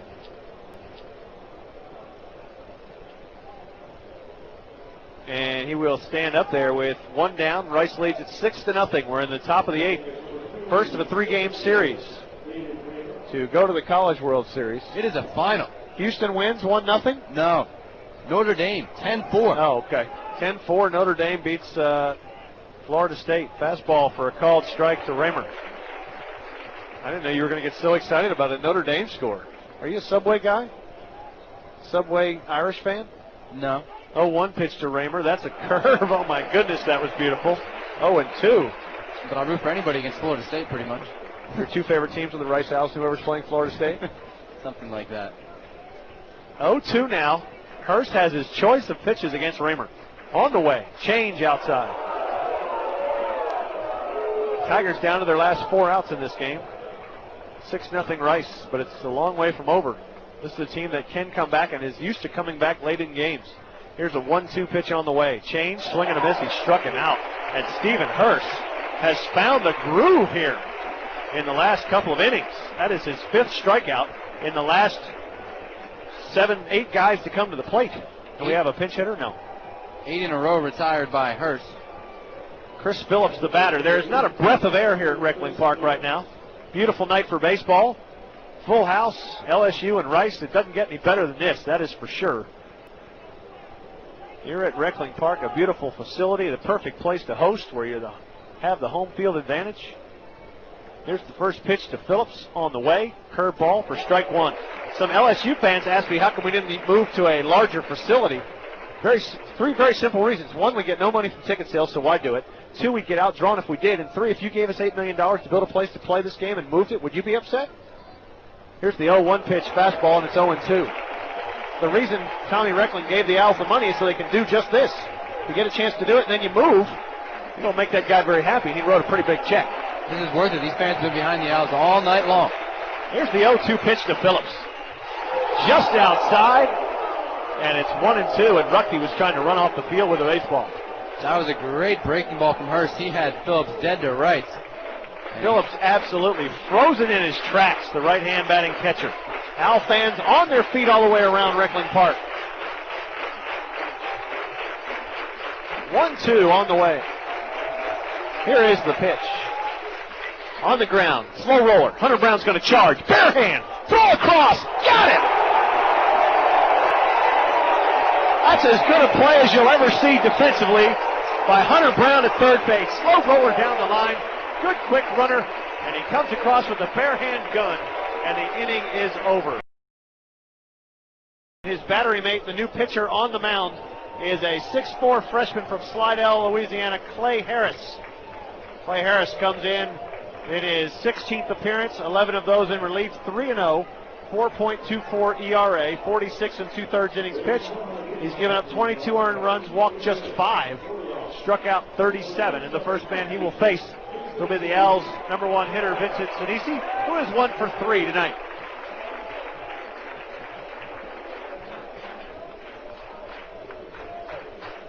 So Sinisi up there with a 6-0 lead. We're in the bottom of the 8th. Pitch on the way. High and outside for ball 1. The line on Mestepey for the game. 7 innings, faced 30 batters. 6 runs, but only 1 earned. 9 hits, including 3 doubles and a triple. 3 strikeouts, no walks, and 1 wild pitch. Here's a 1-0 pitch on the way. Inside corner, 1-1.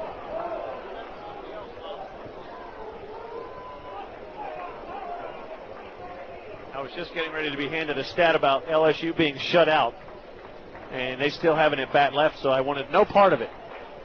Here's the 1-1 pitch. That ball's fisted foul right back on our heads, and the count now 1-2. Scott will go figure out what that stat was. You won't? Gersh will go down in the field for our post-game interviews, so you can have a post-game show here on KTRU. Hopefully he'll check the equipment before he goes, make sure it all works. Here's the 1-2 pitch. Inside and low, now 2-2 to Sinisi. Hopefully he'll also remember to go to the third base side. The Owls in the third base dugout as the home team for this game.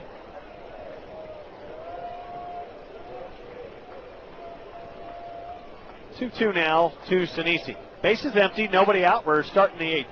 Pitch on the way, ripped to the inside the bag, fair ball, diving play by Gill, flip to the pitcher, and they got him by a step, and that's a great play by Blake Gill at first base to rob Sinisi of extra bases. Well, Sinisi's average down 3 points today, down to 435, and that's after going 1 for 4. But he was certainly close to getting his second hit of the day there. And it'll bring up Hunter Brown. Hunter 1 for 3, reached on an error in the second, RBI double in the third, and a hard line out in the fifth on a great catch by LSU shortstop Aaron Hill.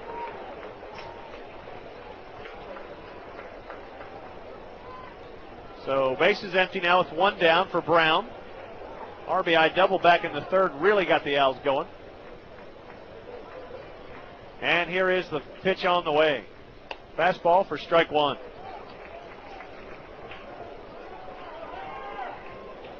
Seven to 6 now in the top of the ninth, so Clemson only down a run to Arkansas going to the bottom of the ninth. Although Arkansas trying to add on to it right now in the top of the ninth.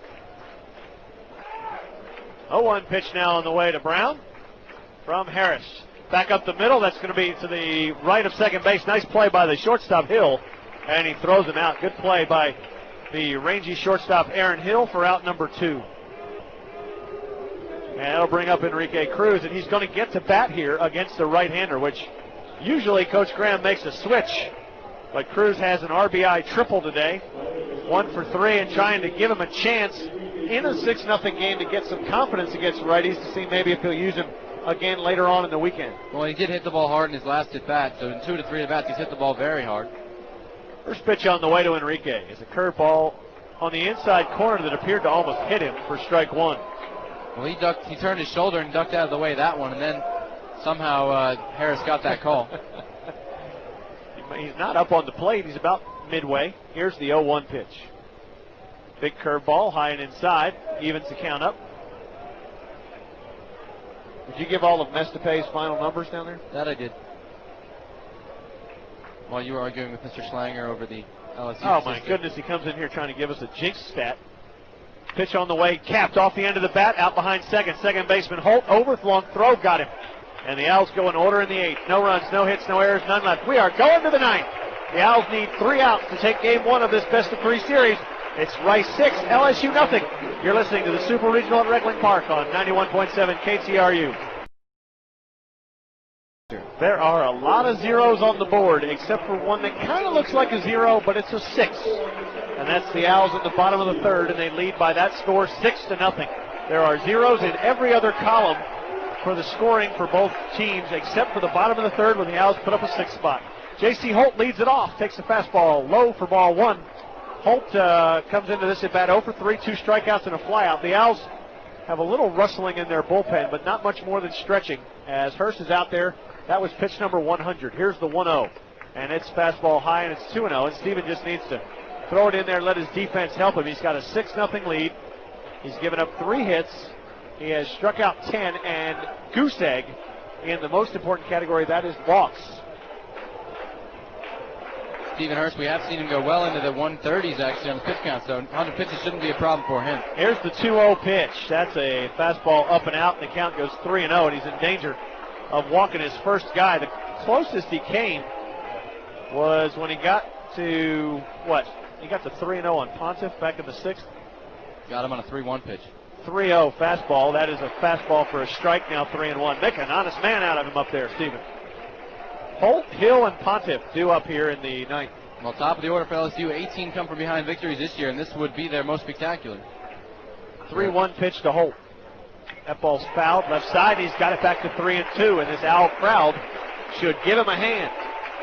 Try and get him over the hump. 3-2, bases empty. Nobody out here. We're in the top of the 9th. Owls trying to get 3 more outs to put this one away. 3-2 pitch to Holt. High, ball 4, and he walked him. First walk of the game for Herce. For either team, in fact. Yeah, that's an amazing stat right there. The Owls are the recipients of 2 errors by LSU, one of which really hurt back in the 3rd.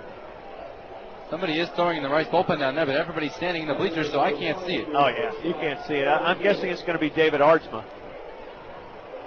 And Aardsma and Umber, we're told. Well, that's a handy little tool when you use it right. Gersh down there letting us know they're going to play behind the runner Holt at first.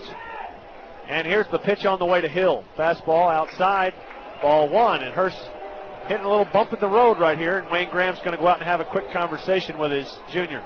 Well, he may just be trying to be too fine here. You know, he really wants that shutout. You know Stephen Herce. And maybe just get the ball over the plate, let his defense help him out, looking for a double play ball here. So 6-0 Rice. We're in the top of the ninth inning. Tigers trying to stage a comeback here. They're all up on the top step of their first base dugout. Caps turned around backwards, trying to pull off a 6-run comeback against the Rice Owls, who on the season at home are 31-6, 3-1 in the postseason. Now the conversation is over. Coach Graham gets a round of applause for taking them out. These Owl fans have not been afraid to yell and holler when they think the pitcher is done out there, and give some cat calls on the way off if they think Coach should take him out. That time they give the round of applause for leaving him in. He's just hunting a double play ball, which we haven't gotten all night long. We haven't had a double play ball in a while, one that we've called at least. Now is the time. 1-0 pitch to Hill. On the way.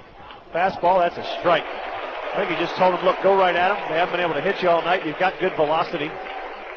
Keep the ball down. We'll get a ground ball. We'll be on our way. Hill up on the batter's box line on the right side, waving that gold bat. Pitch on the way. Ground ball foul outside of third, and it's 1-2. That was the one they wanted, but he pulled it foul. Look at Greg Mitchell get on that ball. Pounce. Greg's in the dugout for once today. He gets a break because this game's on TV. Greg has been going since 9 o'clock this morning, working on the field. He just needed something to do. Here's the 1-2. On the ground to Eric Arnold. He will flip the second for one. On to first. Double play.